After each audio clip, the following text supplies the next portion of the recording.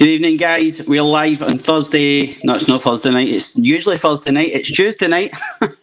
And we're live on a one-off special. It's 30 years to the day since Motherwell and Dundee United played out that unbelievable Scottish Cup final. Tonight, we have got two old foes, but old friends as well, because they both later joined Celtic.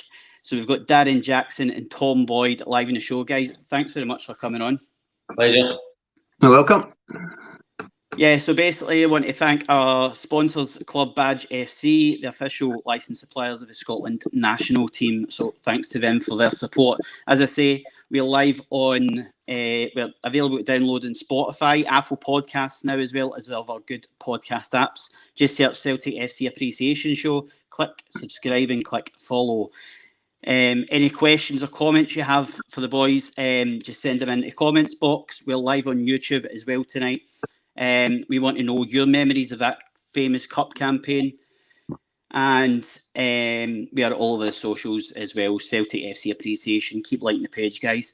So, as I say, guys, thanks very much for coming on. I was trying to kind of get a colour for the banner in between orange and black and amber and claret and amber, so I think we're going to need to settle for that colour. But it was an amazing, just to touch on the final, it was an amazing final in itself. I was kind of too young to remember it really at the time, but what was your memories of it, Tom? Yeah, memories which probably Darren wouldn't remember as fondly. Obviously, not winning it was probably put a wee damper on it for you, but yeah, to be involved in a game where I think both teams felt they could win, which is not usually the case in recent finals, but certainly on that occasion, the form of both teams gave it a realistic possibility of the outcome coming. Maybe not as exciting as it was, but certainly a victory for either team would have been certainly well within the realms of the ability of both teams. And Darren, I mean, obviously, it must have been an amazing final. You were saying off air that you think you would get to another Scottish Cup final. I mean, how young were you at the time? I was 24. And listen, I unfortunately never got to a final. But I think we just lost 2 seconds. Just need to add them back in. Can you hear me now, Dan? Yes, I hear you, yeah. Yeah, it happens with this app. Sometimes the sound goes. So yeah, how young were you? I was 24, 23, 24, and you always think you were gutted going to get to another final. But if I'm sure Boydie remembers, the build up to the game was quite sad because Jim and Tommy's dad died in the week leading up to the final. And I can remember wee Jim sitting in the dressing room with his kind of head in his hands, and it must have been people think, well, you're going to your work, you've got to deal with, but they were grieving. Do you know what I mean? And it was sad. It was sad to see it. But it must have been a proud moment for the mum and the other family that 2 sons are in the opposite dugouts in a Scottish Cup final. But people always say to me, and they've said it for 30 years. Darren, that must have been a brilliant game. That must be a brilliant game to be involved in. I said, yeah, brilliant, yeah. I lost. I got sent off after the game and I broke my wrist. But yeah, brilliant. So, but as a spectacle, they always called it the family final. And when I look back, the pain's not as much now. And I can say it was, yes, gutted to lose, but it ended up an incredible final, and two teams who really went for it. Weren't defensive, didn't have a low press or a mid press or that. Just kind of went for it, and had goal scorers in both teams, and it was just it was great to be involved in. And 30 years on, looking back at it, it's still good, yeah. Yeah, I mean, it really was. I think at the time, it was probably the first kind of cup final, the first high-scoring cup final, certainly. And as you say, very, very poignant for the McLean family kind of thing. It was incredible that both of them were involved in the final, and two great teams, obviously, when you look at the squads. But Tom, as I say, like we'll touch on the final later on a wee bit, but just kind of starting off in the third round, Tom, Motherwell, we started off at Pittodrie facing Aberdeen in the third round. A team dominant in the 80s and the current cup holders at the time.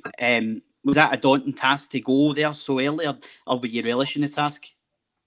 We were relishing the task, but it was very daunting to go to the home of the holders, and we're certainly within the league. I think they look back on a little bit of history, and I think we'd beat them in the last Scottish Cup game we played in the 70s or something like that. So you try to cling to something for a little bit of hope, but as you say, Aberdeen were the holders from the previous season, and I think beating Celtic and penalties, was it? That was the penalties one, wasn't it? Yeah. So, you know, Aberdeen, a fantastic team in the 80s. They were waning a little bit. They certainly weren't of that calibre, but they still had some fantastic players in their team.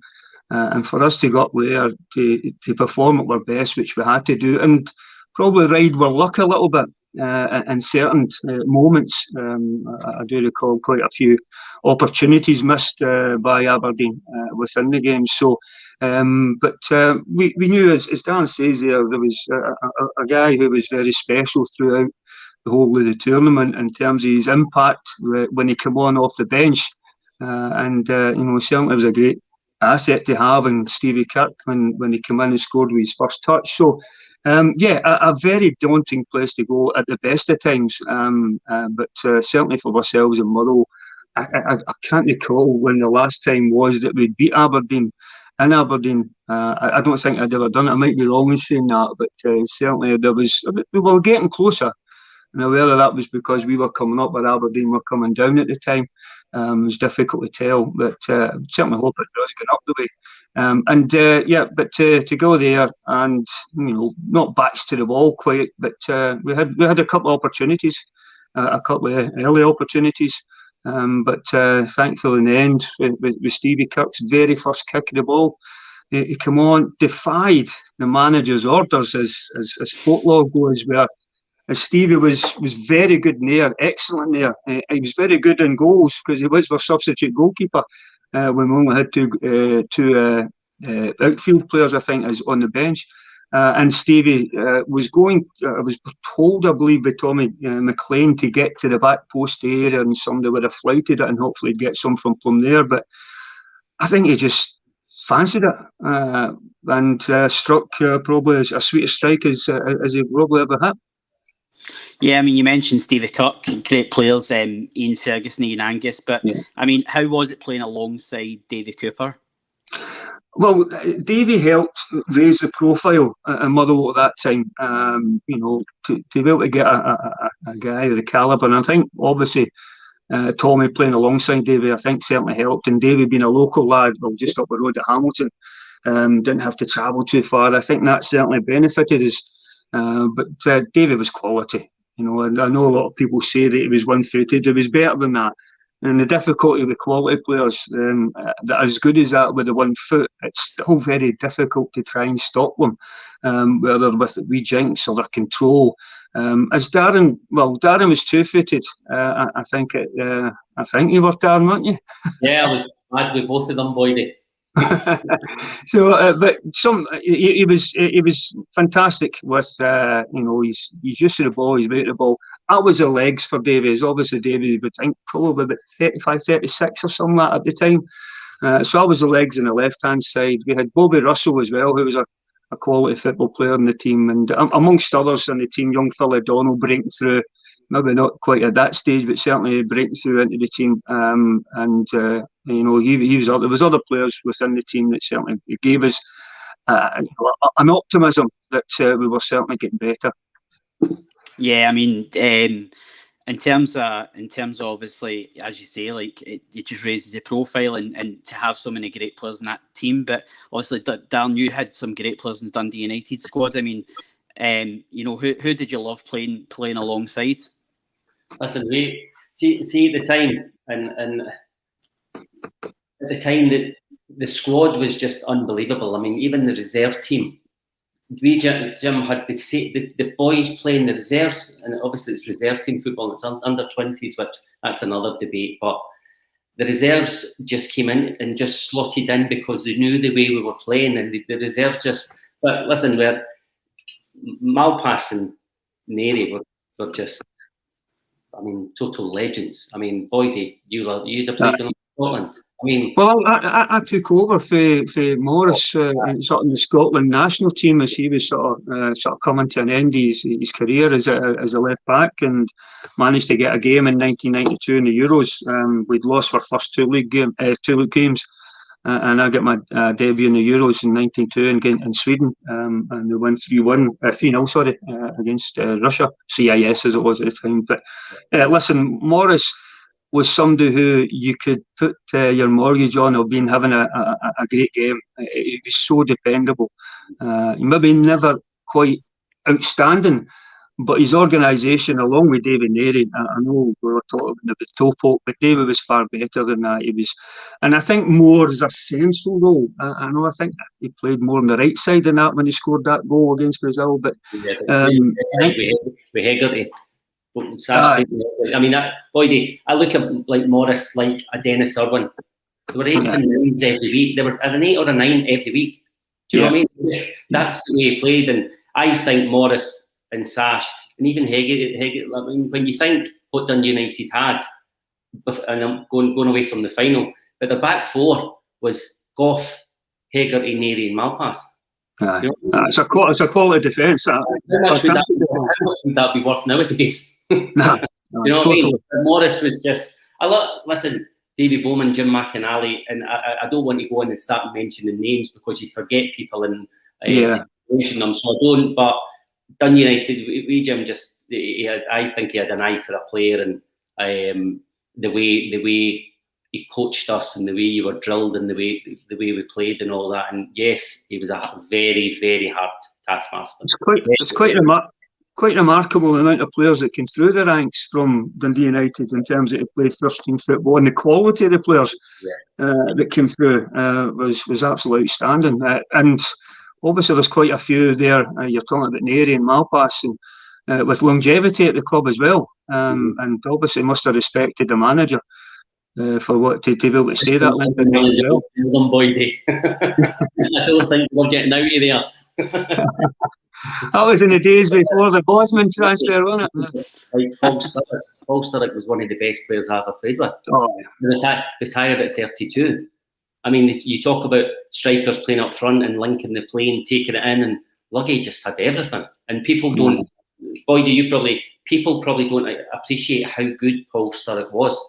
And I learned when I went there, as I said, I did play an awful, but I learned an awful lot from Luggy, and he was brilliant. So we had Badger, Billy McKinlay coming through as a young boy, Fergie coming through, Duncan Ferguson, Christian Daly coming through as a young kid who have gone on to have unbelievable careers. So so there was a lot. As I said, I've mentioned a few, I've maybe missed a few out, but that's not being disrespectful to them. I'm just want to go on and on and on. But they were all very rarely. Listen, we all make. I've been in coaching. You make signings that don't work, and there were some boys that came in and did the work, and they were moved on and that. But you didn't get too many wrong, to be fair.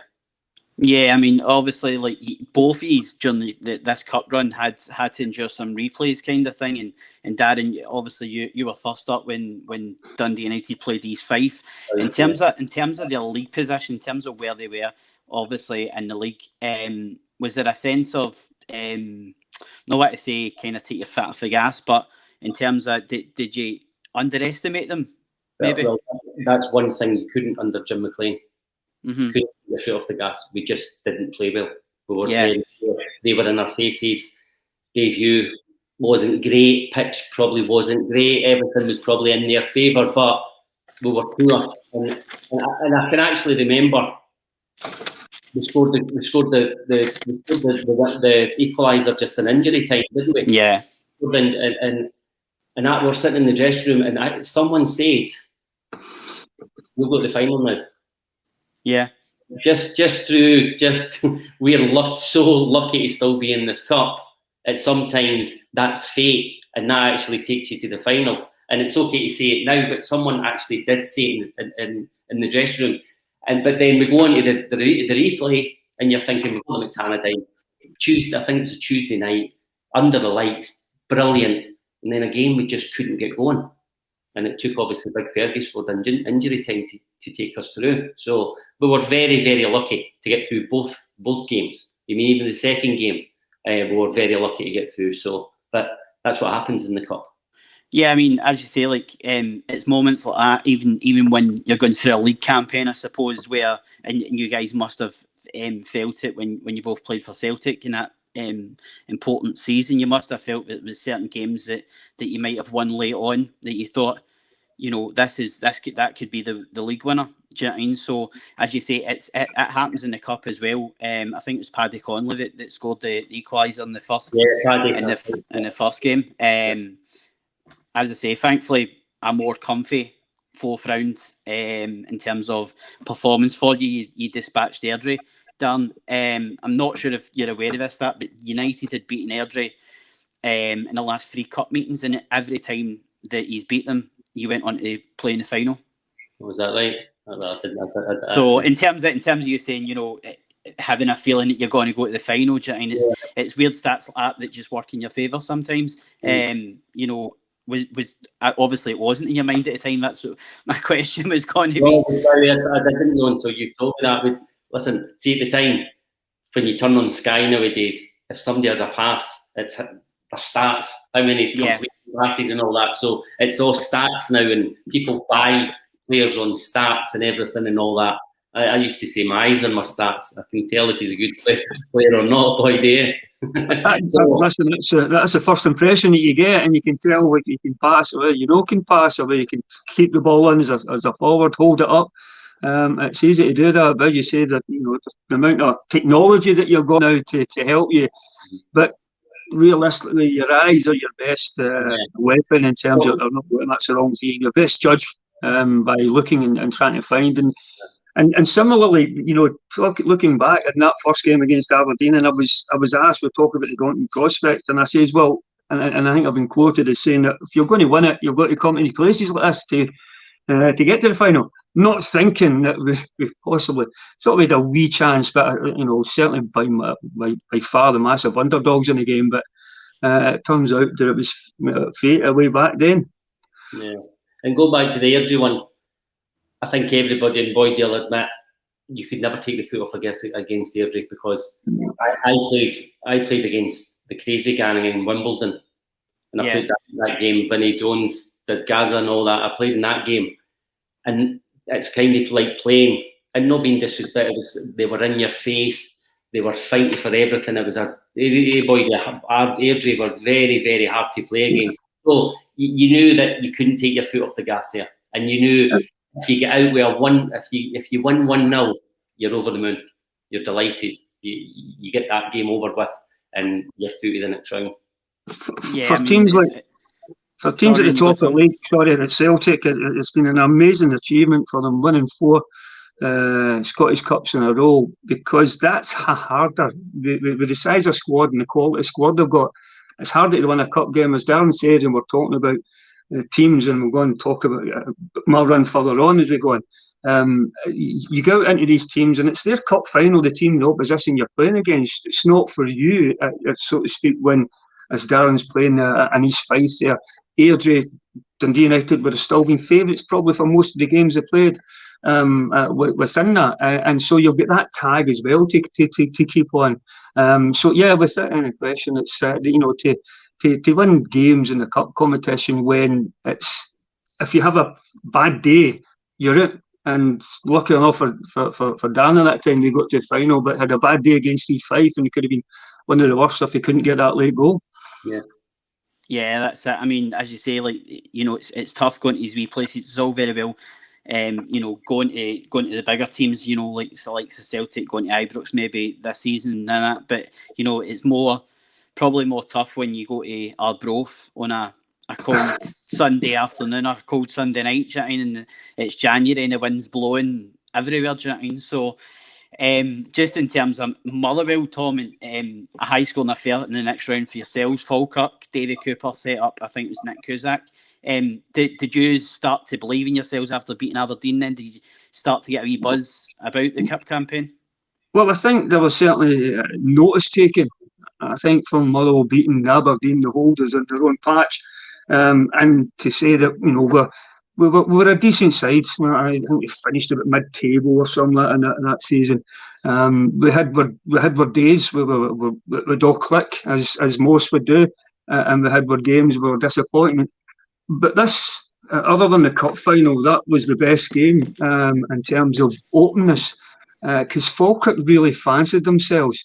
They had a great team as well, with John Hughes and Simon Stainrod and guys like that. Peter Heatherton, I think, that was playing. Gordon Marshall was in goals for Falkirk. They had a decent team, and they, I think, were sitting at the top of the first division at the time. I think, was it first division? I'm sure I'm going back, and it was first division. So they had a very good team, a very good squad. And so they really fancied their chances, even coming to Fir Park, and it was the most open game, I think, that other than the cup final we played. It was just end-to-end stuff, and it was late on that we finally got the better of Falkirk. Yeah, I mean, it's, as you say, you love the kind of open games, the high-scoring affairs, and obviously you came up against Celtic later on in the competition. It was another high-scoring affair, but Darren, for you, in terms of how many Dundee derbies did you play in for United? I actually couldn't tell you. Probably, maybe 10, maybe, I don't know, 8 to 10, maybe.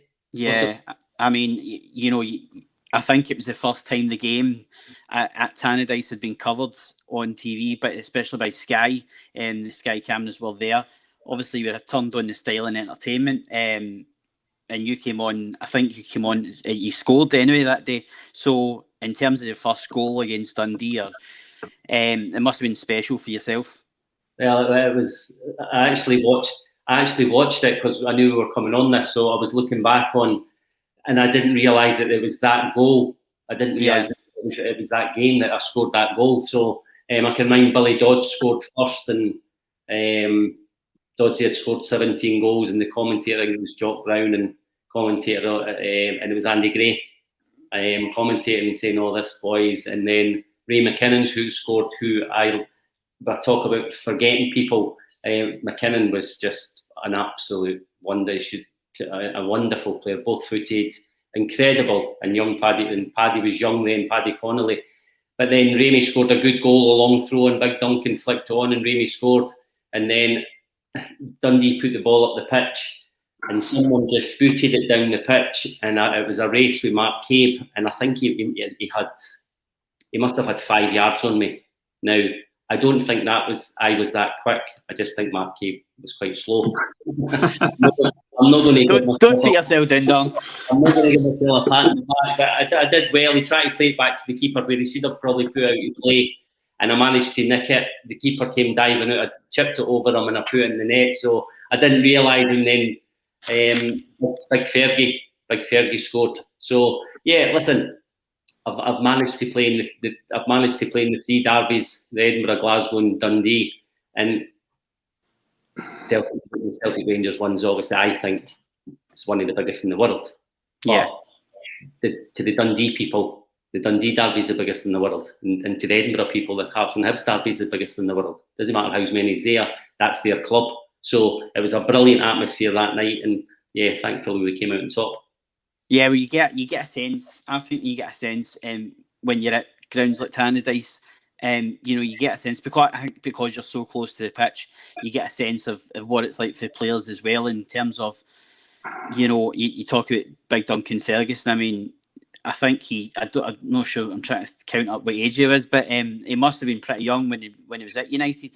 He was only about 19, Duncan, when he got 18, 19 when he got in the team. Yeah. But Duncan, Boydell have played with Duncan in Scotland and that, and like Duncan was horrible. Duncan, he had everything. And he's ability. So on his day, as a lot of people says, which sometimes wasn't as often as he probably should have been, was he was unstoppable just because of the height, the spring that he could jump. He was 6'5" or whatever it was, but he could jump as well, and he had a good touch for the big boy. So as games went, as players went at that time, he was foiling into a perfect target man. A striker as a foil for somebody, maybe somebody more a wee bit mobile than about him. But no, he certainly had different. And he was a handful, and going to the cup final, it was very good for us that he went off very, very early in the game. And we, Jim, probably struggled with Duncan and the younger, because the young generation was coming through, and it was a totally different generation to Malpass and Hegarty and Mary. Do you know what I mean? Totally. Well, you may be able to tell me in terms of how he was at training, because Duncan seemed to be, quite a cocky lad and very confident boy. Certainly for what I seem to know, maybe as he got older, he grew into that, but he certainly seemed quite confident, even as a young boy. Boy, he was just laid back. Boy, he's horizontal. I swear to God, just laid back. Nothing bothered him. Worked hard in training. Always worked hard in games. I'm not saying he was laid back and if it didn't. He had desire. Do you know what I mean? You don't play in the Premiership all that time in Everton and Newcastle if you've not got desire, you've not got ability.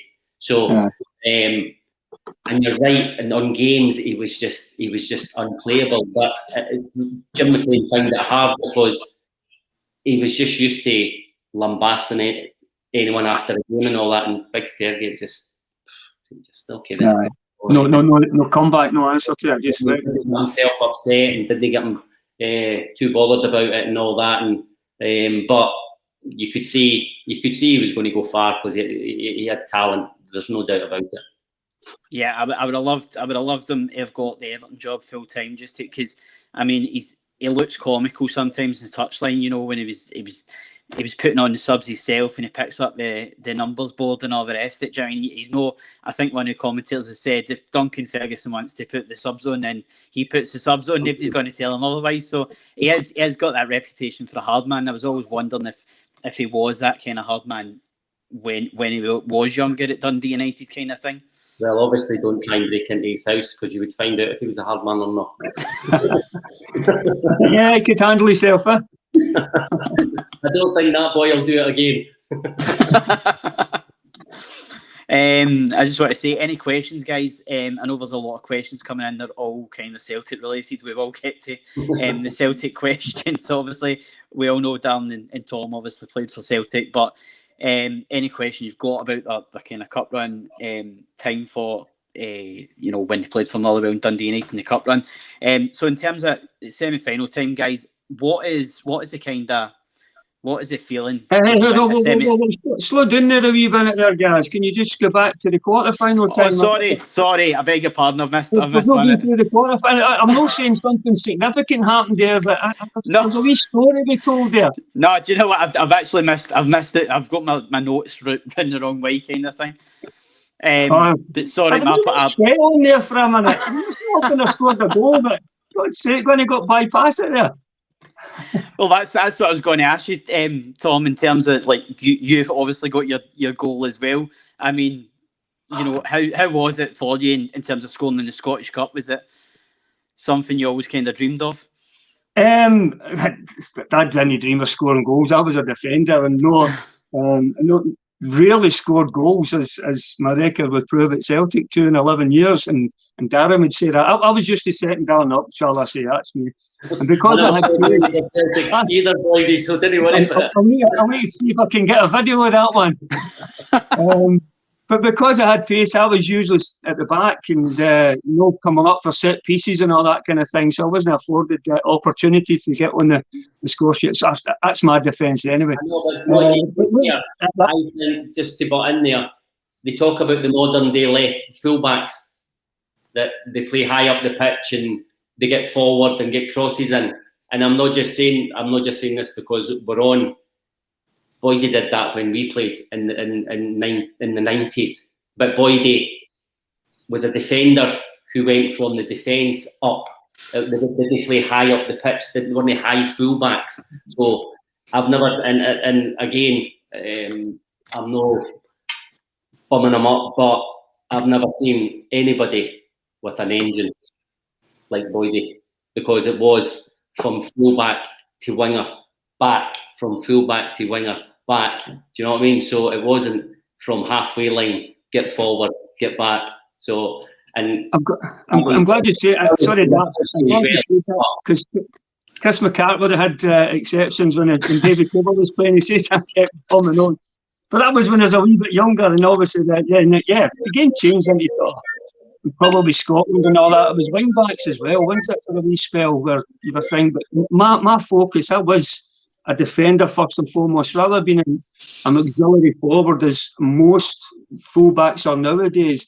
And with the skill, I was born born and bred as a defender.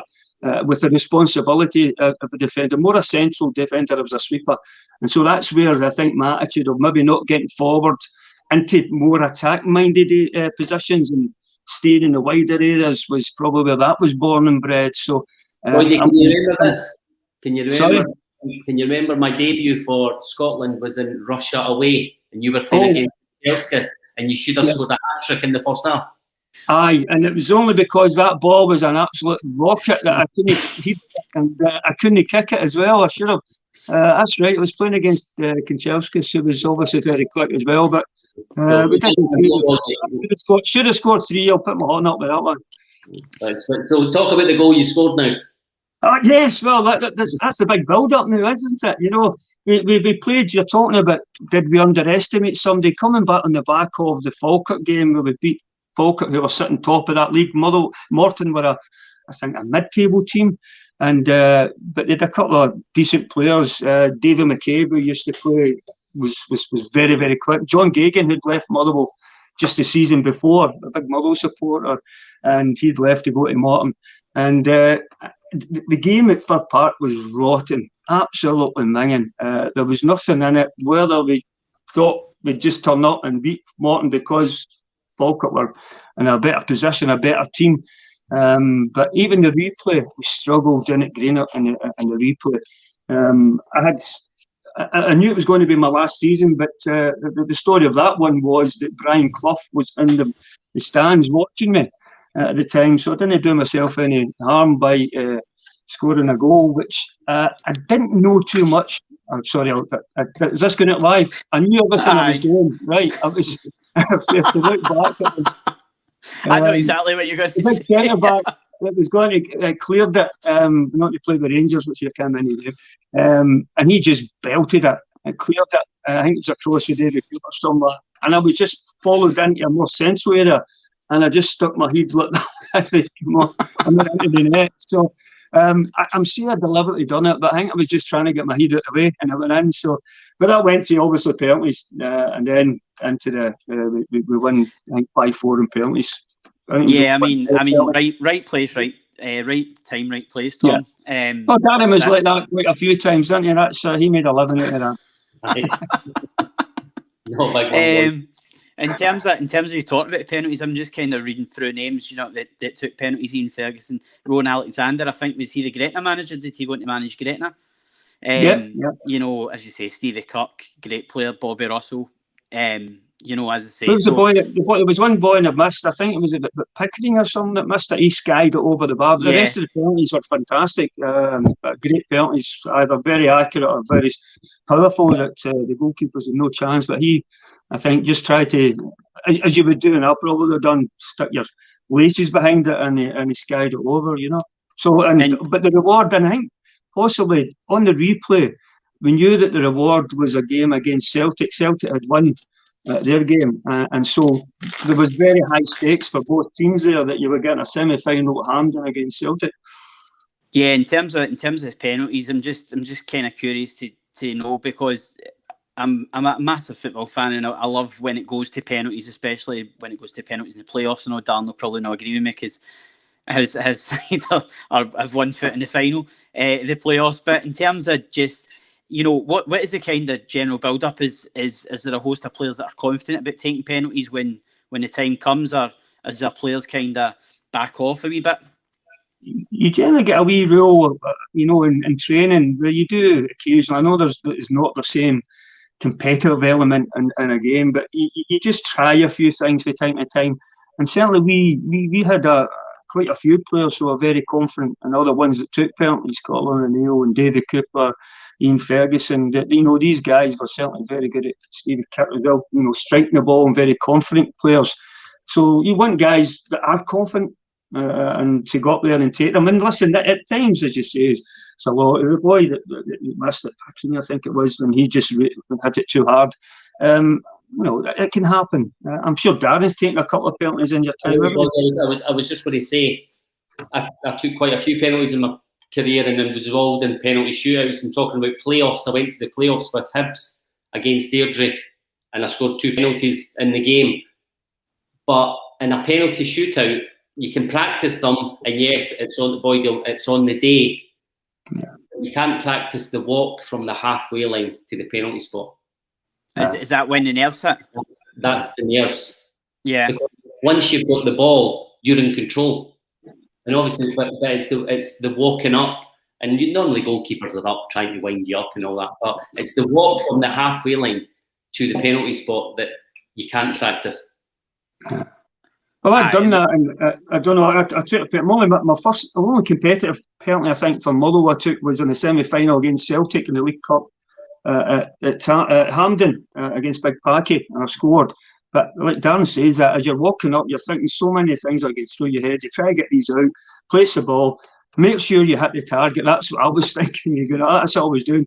Up and taking the first penalty, as it was at the time, and thankfully managed to score. But I took one in a Lanarkshire Cup game against Albion Rovers, and I think I don't know why the game was played at Douglas Park as it was at the time, and I missed it.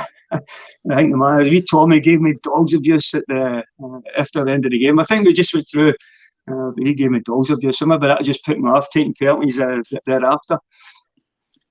James McMullen says, Tom, at least you set up the goal that stopped Rangers winning 10 in a row.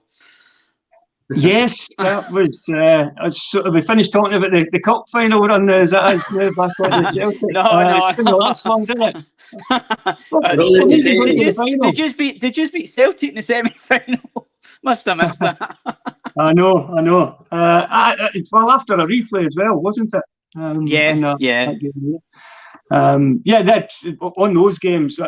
Listen, we can talk about that goal to the cows come home. Loved it, absolutely fantastic that we all got involved and a fitting goal to win or to win the championship. Obviously we were set up nicely with Henrik's wee goal in the first few minutes, but managed to beat Celtic in the semi-final. We played 0-0. Celtic, I think that wasn't a great game, the first game, but in the second game in the replay, Celtic should have been about 4 or 5-1 up at half time. They were only 2-1 up. In fact, they were struggling to score. That I managed to put the ball in the back of the net for them. I'm sure I've done that somewhere else again as well. Let me think. So I'm sure that was me. And I think I was trying to claim. I don't know if it went with Chris McCart, but it was certainly me put the header in. I was at the front, Martin Tommy Coyne. But Celtic should have been way outside, and then for whatever reason, whether they thought they'd done enough, but they just stopped playing in the second half a wee bit, and we get a good couple of goals early in Motherwell at the time, and obviously there was some good goals. Obviously the Colin Neal one that was hit a fair distance. Unbelievable. That was when I seen it was similar in mind to Ronaldo's against, was it Sporting Lisbon? I think when Man United played Sporting Lisbon in the Champions League, and it seemed to hit it for the halfway line, and it was the same. It was the same there. Did Paul McStay score one for Scotland like that as well at Hampden? Yeah. And Paul McStay scored the exact same goal against Hibs when I went in goals boy day and dropped the first goal, dropped the ball. I remember that. That's right. And then Jim came on and Paul hit one for about 30 yards into the top corner. So very, very similar goals. I know you actually brought us back into the game at that, didn't you? I had scored to make it 1-0, but that wasn't unusual for someone the ability to Paul. See how maybe if there's any young kids here remember this, that we only had 2 subs away back then, and one of the subs hit Didn't have to be, but it was an outfield player that had to be a goalkeeper, or at least attempt to be a goalkeeper. It's unbelievable when you look back on it, and how that was allowed to happen. Look back in it, Boydie. Sorry, you were allegedly a goalkeeper. That's another thing. As you say, you know, so many rules in the game's changed, and as you say, there is a couple of things that I noticed about the final that I thought, right, fair enough. But just in terms of you talk about that semi-final, it's treacherous conditions, and in terms of the chip to score the goal, I'm trying to think, was it Dougie Arnott? Dougie Arnott scored the second, I think. Stevie Kirk was the one who scored the chip. Stevie Kirk scored the chip. He seemed to meant it. I'm sure it was a cross to the back post, but he says he meant it. Steve will say he meant it, you know. I'd be claiming it as well, Boydie, to be fair. In terms of, we've got to talk about Phil O'Donnell. Great player, one of my favourites growing up. What was he like at such a young age? He must have been so kind of full of energy and wee buzz bomb. Well, tons of energy. I think his debut was as a left back, and I think against Kenny McDowell, he was welcomed, or the initiation that you would get against a seasoned pro, as Kenny was at the time. I think ended up with a bust nose. But you see the potential and what he was like, and you talk about me having been fit in legs, but that certainly was what Phil was renowned for, and the timing of his runs into the box is what got him noticed, and obviously his debut for Celtic, 2 goals against Partick Thistle, very similar in terms of making late runs. And there's an act to that. I know Darren was a striker, but for midfielders to be able to time it, to get into the box at the proper time, not be there too early, not be there too late, and certainly Phil was one that could do that on many occasions. And so, sadly, Phil, will be missed. A great friend of everybody coming. Such a nice guy. And not here. You see that so many times with people who sadly have gone, but certainly Phil was one of the nicest guys that you will ever meet. And certainly was a great friend to everybody at the club. Yeah, as you said, he's missed every day by everybody, and then I was at the kind of charity game that they had at Celtic Park, 60,000 sellout. Just unbelievable player, as I say. Grew up idolising him and Simon Donnelly. Dan, in terms of you were easily pleased. Eh? You were easily pleased. Simon Donnelly. I don't know. Do you know what? I really did. I genuinely did. Sorry, Sid, if you're listening. Sorry, Sid. Listen, Simon was a great ability, unbelievable, and scored some goals in obviously the year we won the league. But going back to Phil, it's just heartbreaking to even still think about it and talk about it. It's Phil and his family, my family, and Tommy Johnson's family. We used to go on holiday together. Mm-hmm. It was for about 3 or 4 years, and he was just a gem. I mean, even things like now, we used to go to Dublin on a Saturday night, maybe after the Celtic, after the game, we'd go to Dublin for a wee Saturday night, and on the Sunday we'd all be sitting and maybe having a drink. And where's Phil? Phil was away to the shops buying presents for his wife and family and all that. Do you know what I mean? He used to come back in with bags and all that, and he was just an absolute gem of a boy. I mean, Boyd is right. It would be hard to find, and probably even a Rangers supporter, for someone to say, I don't like Phil O'Donnell. Mm-hmm. Nobody says that. Loads of people say they don't like Darren Jackson. I accept that because that's fine.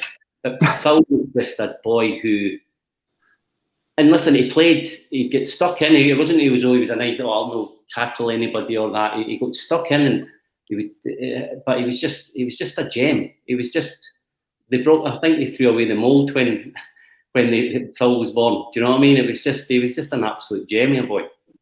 And a wonderful player. Yeah. As I say, sadly missed, and hopefully, it's an incredible story. To think, most players. I was wondering where you were going with that story in terms of where Phil O'Donnell disappeared to, but obviously. See, Phil would have been the sensible boy. You know what I mean? Up the wall, and Phil would have just been Toucan Dan Darren would have followed. Aye. Aye, and the bed. Dan's, I was back in my bed. Darren, in terms of your semi-final against St Johnstone, Duncan Ferguson obviously scored, and the Saints came back before you got the winner. In terms of a semi-final, you know, have you got one eye in the final already? Did some of the players? I know you say Jim McLean wouldn't let that happen, but secretly in your head, are you thinking we could get there? At the time, I think we were a better side than St Johnstone. Yeah, we weren't a Celtic or a Rangers where St Johnstone would be going in and saying, "Oh God Almighty," they would know we were a good side, but they would fancy themselves.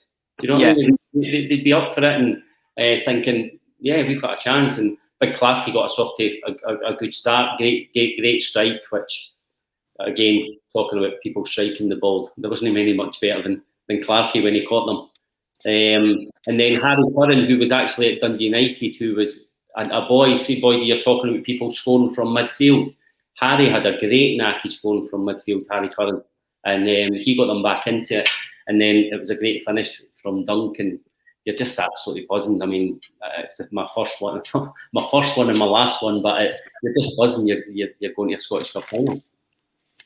Yeah, I think for me, similar to Darren, obviously beating Celtic, but it's a club like Motherwell getting to a cup final. You know, usually staving off relegation battles and stuff like that. You know, but to get there is an unbelievable, as you say. Just absolutely so delirious at the end of the game. But I was just on that semi-final. I'd actually went over my ankle ligaments, and it took me 6 weeks to recover. And I didn't play any football, competitive football between the semi-final and the final. So I was touch and go in terms of making the final. But thankfully, I did make it. Yeah, so as I say, guys, 57,000 turned up at Hampden for the final, 18th of May, 30 years ago today. What was it build up like for both of you in terms of, you know, from the moment you woke up to getting to Hampden, and you know how excited must you have been? In terms of, we stayed down, I think, in a hotel, hospitality in Irvine, and I think that's where their build-up was. But we certainly could accommodate all the family for tickets for the game, and all the immediate family, and even I speak now to so many neutral supporters that were at the game, and I think that was a good thing, because you think about Motherwell's average attendance would be about 4,000. Maybe you'd boost that to be about 10, 20,000 or something like that in the time. Dundee United was obviously probably double that at their average attendance at the time. So I think a lot of neutrals were at the game, and I think that's why the crowd was so populated. But it was great. It made for a great atmosphere, and continue that theme possible of the family atmosphere. But it was certainly a build up that you try to be as normal as you can, but it was a new experience. So how could you, we've never been there before. How do you do things properly? And you try and rely on the guys who've been there, like David Cooper and Bobby Russell and stuff, and even the manager. They try and keep you calm and settle you down. But sometimes your nerves just wander onto other things and stuff like that. So you're just desperate for the game to start, so you can get the nerves away. And start concentrating on the football. Yeah, in terms of the game, Hamish French, I think, scored early on. It was disallowed, citing that Darren Jackson was offside when he wasn't actually interfering. We needed VAR. Listen, Darren was never the most cleverest forward, and he was lazy getting back all the time. Thankfully, you were lazy getting back. Well, in VAR now, in modern football, that would have been a goal, because Hamish French was not offside. And so I think we certainly get away with it. Dundee United come out all guns blazing. He's hit the woodwork, I think, as well, early on. I think their strike from the Dutch centre-back. Oh, Freddie, yeah. Freddie, I think, was it Freddie? I think he hit which went across the goal line and just went out for a throw on, a goal kick for us. So yeah, certainly Dundee United started very, very well in the game, and thankfully at the time the old rule where you could have been standing picking your nose next to the linesman, as Darren probably was doing, and he put the flag up. Yeah, so Ian Ferguson scored the goal with a ball in for Griffin, deflection out to On, 1-0, half time. At that point, Darren, are you guys thinking in the dressing room, used up for the second half? Do you think we can see this out? I think Motherwell were the better team. We didn't start well, but Motherwell came into it and they put us under a bit of pressure and probably deservedly went in 1-0. But Lee Jim, his usual self, tactically very, very good, but losing the plot a little bit the way he did. That was his way. And you do, by the way, 1-0, you're still in the game. We knew we hadn't played to the standards, so we knew we had to try and up our game a little bit. So we went out for the second half and always uncovered what happened. Yeah, and Tom, a player that never actually mentioned it was instrumental in Motherwell's cup run was Ali Maxwell and goals. He, I think I read back that he actually ruptured his spleen and maybe broke his ribs in the final. It was a clash with a Dundee United player, and I don't know if it was John O'Neill. Was it John O'Neill? No, it was John Clark. Was it Clark? As Darren says, John Clark was a beast of a ball. He could strike a fair ball, but he could certainly go through you from time to time. And you would come off second best to John Clark. Just the sheer stature of the man. It was just a cross ball into the box. And I don't know if John was getting there at all, but I think he certainly got more of Ali Maxwell than he did of the ball. But when we knew he was injured, but you see certain things and you think, well, it's just a wee knock, he'll maybe rub it off. And the facials, and you don't realise some of the facials expressions that you see now, maybe watching it back and realising how serious that it was, you know. And a wee story about that as we talk about that. But it was the strange situation was that our substitute goalkeeper was Stevie Kirk that was in the goal, was on the bench. I mean, he just didn't want to come in and go on. So he was desperate that Ali Maxwell was to stay on the park. It was, I think it was Dave. Was it Dave Bowman that equalised for you guys? Good strike.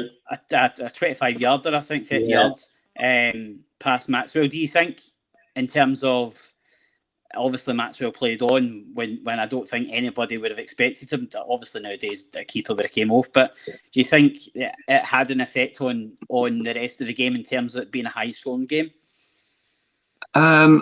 Certain situations possibly. I don't know if we'd been able to stop that anyways. There's such a strike from Dave Bowman, equaliser.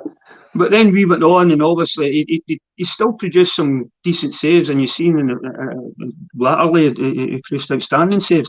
So we thought he'd been okay, but it didn't affect us. We could try and concentrate on the game, and obviously getting a 2-goal lead in the game goes for Phil O'Donnell and Ian Angus. Great strikes, a great header for Phil. I think it was Chris McCart actually gave him a Dullion, one of his own players, and Ian Angus was a great start. So see, at that stage, when we went to 3-1, the visions were there that we were going to win it. You know what I mean? And obviously, a couple of goals certainly gives you that wee bit of confidence while we could make a mistake. And I thought we were holding out, obviously, until the last few moments. And I think that had an impact. Then, obviously, Darren scoring. Couple of criminal things were two centre-backs, Chris McCart and Craig Patterson, should never have left Darren. And the position that he found himself in the last seconds of the game. Before that, Dougie Arnott should have took the ball to the corner. I think he tried to find David Cooper. There was so many catalogue of errors. And obviously, Ali Maxwell came out. But Darren was able to use his lightning pace and gazelle-like spring to out-jump an injured goalkeeper at the time. But I don't know if you look back, I was absolutely raging with Ali Maxwell, not realising the severity of how injured that he was. Yeah. I was giving him dog's abuse because although our centre back should have stopped it, I thought our goalkeeper should have come out to the edge of the box, but I didn't know how badly it was. If you look back and you see it, I'm giving Ali Maxwell dog's abuse for not coming off his line to just take an easy catch as it would have been if it had came to the edge of the box and Darren probably wouldn't have got there, you know. But I'm sure Darren has other reviews and he says that nobody would have been able to stop his pace and his spring-like ability to get on the end of that ball.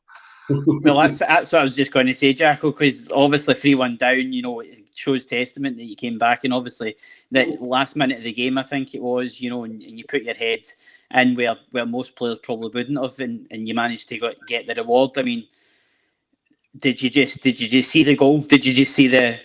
Yeah, obviously John O'Neill scores and gets us back in it, and you know what it's like, put people under pressure. Motherwell probably go a little bit deeper.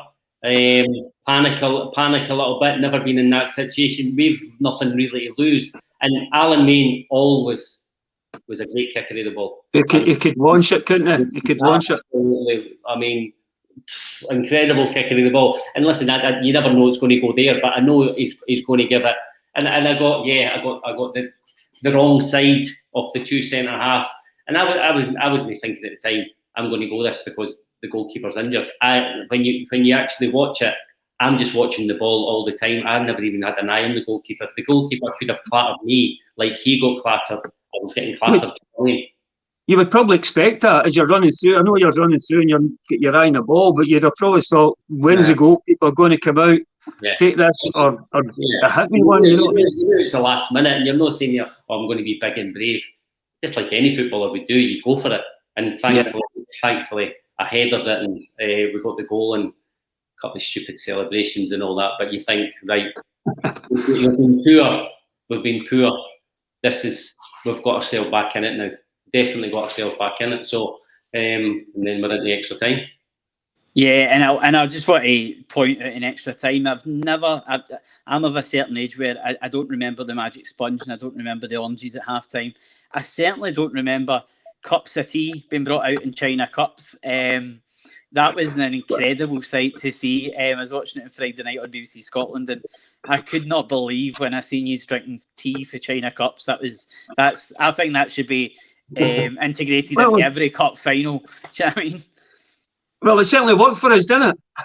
That's it, aye. I don't know. Did you say that? Well, that was all they had. So you've got to remember, this is the day before real professionalism, and you didn't know about, caffeine kicks as they get now, and SIS, Sports and Science, energy drinks and all that. We didn't have those a way back then.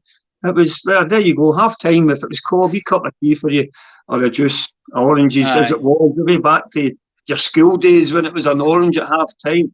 There was no real study in science of it, because it's just something you'd gone before. Who won this cup? Well, this is what they've done. Well, we'll copy that. You maybe get a cup of tea after you get this. That's how you prepared. And so, thankfully, I think for the players now, there's more thought into it, and they certainly know about these kind of things. I can't imagine you doing energy drinks during the football game. Honestly, I'm just imagining how you said play. But I would have needed them because, as I say, that was the last thing I wanted. Maybe that's why I was raging with Ali Maxwell.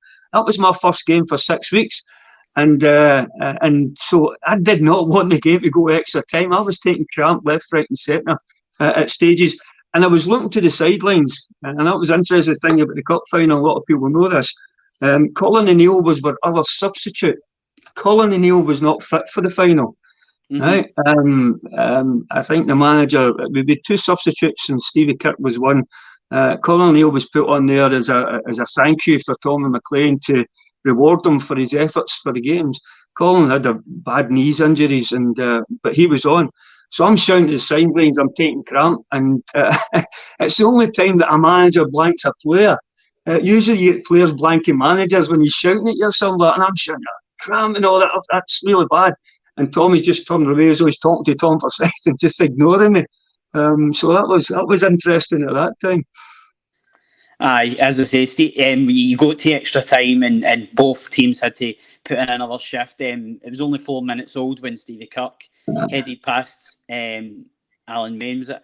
I reckon Dundee United would have been favourites without any shadow of doubt. Yeah, just getting back into it. And we had to, which we did, we gave a wee bust for the first few minutes, got a goal, and then it was just backs to the walls thereafter, certainly especially in the second half. We just had to defend. After I scored, Morris had a chance. Morris Malpass. Sure right at the end. It was an unbelievable save for Maxwell, I think. Like, you would have fancied him just to hit the target anyway. So going to the goal, which was a foul on the goalkeeper. It was an unbelievable save. And you know, as I said, unfortunately for yourselves, because I think everybody would have loved to have seen that go to penalties. And I think that was one of the games that deserved no, thank you. I'm going to be. I think I'm going to have a wee bite here. If VAR was going, there would have been a foul on Alan Main. Chris McCart had his arm round Alan Main's arm as he tried to catch it, and it would have been a foul. Motherwell deserved to win. I think Motherwell deserved to win the game. We didn't do enough in the game to actually win the game. But if VAR had been involved now, that would have been a foul. Yeah, as I say, like it's just incredible what went on, obviously, in football in the 90s, and you know, I think VAR is good for the game, but.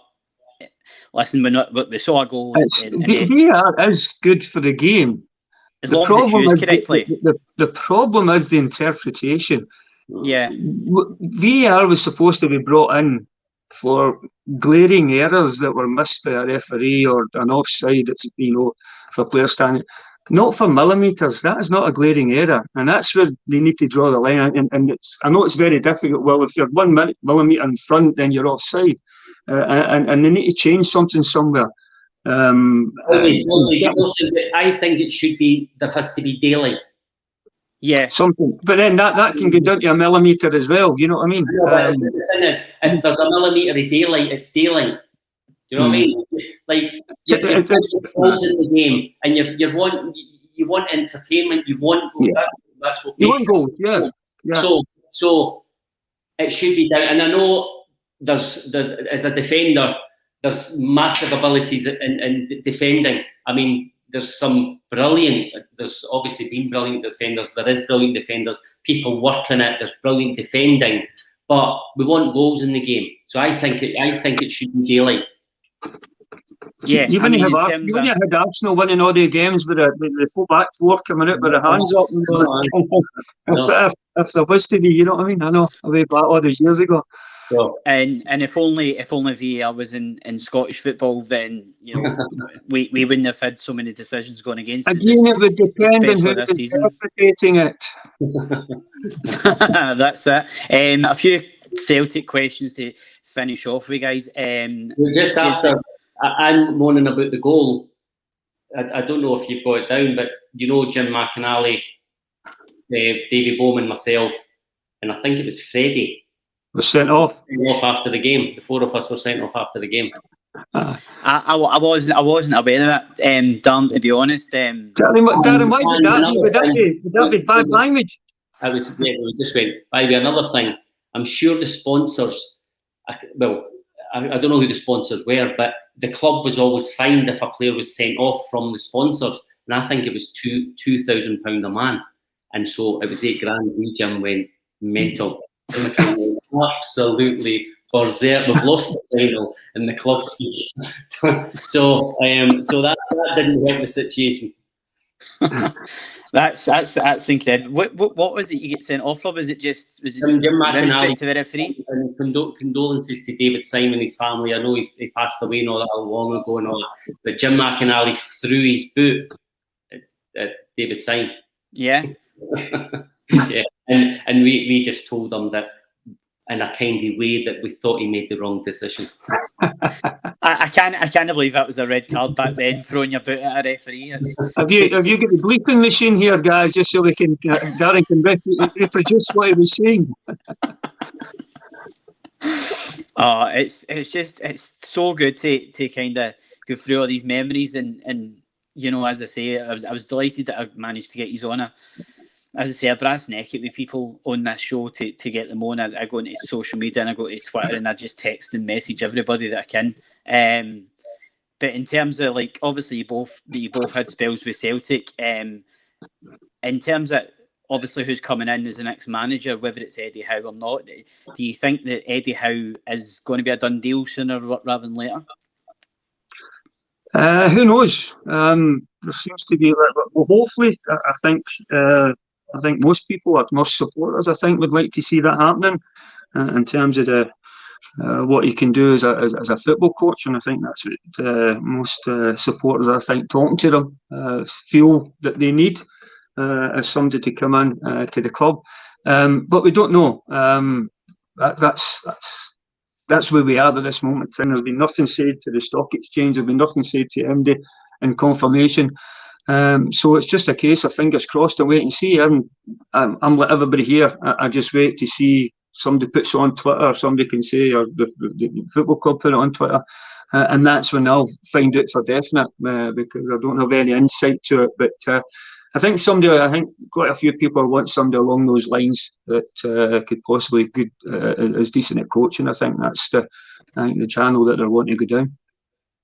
Yeah, I mean, myself and Paul that do the show on a weekend rather. You know, we're of the opinion that it's obviously based on Bournemouth and the playoffs and Eddie Howe getting assembling his backroom staff kind of thing. I think it's all going to be down to money. I think it's in terms of bonuses if they make the Premier League. So with the greatest respect to Bournemouth, you know, we're all hoping that they don't make the Premier League so we can get this deal done sooner rather than later.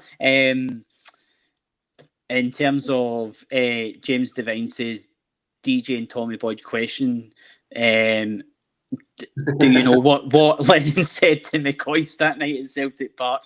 I don't suppose you would know, but no, it wasn't on the park, so I don't know what was said. I don't suppose he told you over a quiet drink one night. He's kept that between him and Mr. McCoist, I would say. So we'll maybe wait for a book coming out and all will be revealed then. Maybe that's... We can all have a guess at it, but it'll never be, because I don't think Lenny's like that. He's not a gossip. No. He's just not going to say anyway. So, but I do think what's happened this year, I do think they both have a massive respect for each other. Yeah, I mean, listen, maybe that's an idea for myself to get the two of them on the show next season. That would be quite a ding dong, I think. But in terms of that, guys, just leave it there. I know Darren's got somewhere to go, kind of thing. So, so as I say, listen, guys, this is the penultimate episode of the podcast. We are a new kind of podcast, and we are trying to climb the charts. So, if you're on Apple Podcasts or Spotify, if you can leave us a review, leave us comments, so we know what we're doing right, what we're doing wrong in terms of missing out a quarter final with Tom Boyd. That's what we're doing wrong. We need to. I made sure. I'm keeping you in. So that's why I was captain, right? I had to make sure everybody was all right. Didn't care about myself. I made sure everybody was all right. Everybody was running smoothly. Aye, definitely, Tom. Follow us in the socials, guys. We're all on Facebook, we're on Instagram and YouTube as well. Just search Celtic FC Appreciation. We will be back next week at some point with a Scott Brown tribute show to finish off the season. I'm trying my best to get big names on the show to discuss Scott's career and his future. But listen, in the meantime, Darren, Tom, thanks very much for coming on, guys. I really, really appreciate it. Thank you. Absolutely superb. Thanks very much for asking us. And for you guys, we'll see you next week. Cheers.